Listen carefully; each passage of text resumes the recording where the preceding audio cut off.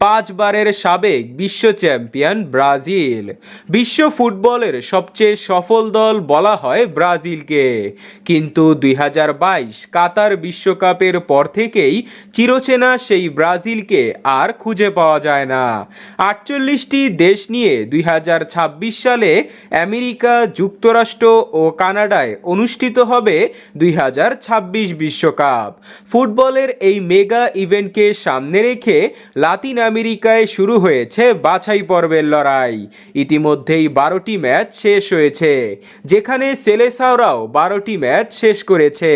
তবে এখন যা ব্রাজিলের অবস্থা তা ইতিহাস ও ঐতিহ্যের জন্য হুমকি।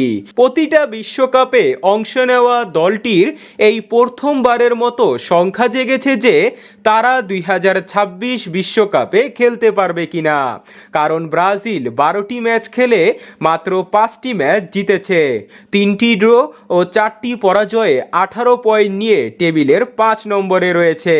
2026 বিশ্বকাপে সরাসরি মূল পর্বে যেতে হলে পয়েন্টস টেবিলের শীর্ষ 6টি দলের মধ্যে থাকতে হবে ও 7 নম্বরে থাকা দলটি কোয়ালিফাই রাউন্ড থেকে 2026 বিশ্বকাপে কোয়ালিফাই করবে। ব্রাজিলের হাতে বাকি আছে মাত্র 6টি ম্যাচ।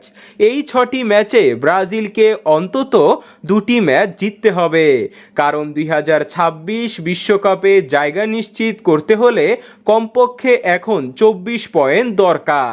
আর এখন ব্রাজিলের পয়েন্ট রয়েছে 18। 2টি ম্যাচ জিতলে তাদের পয়েন্ট হবে 24, আর এই পয়েন্ট নিয়ে সহজেই 2026 বিশ্বকাপের মূল পর্বে চলে যাবে ব্রাজিল। অবশ্য এই 6টি ম্যাচে তাদের হারা যাবে না।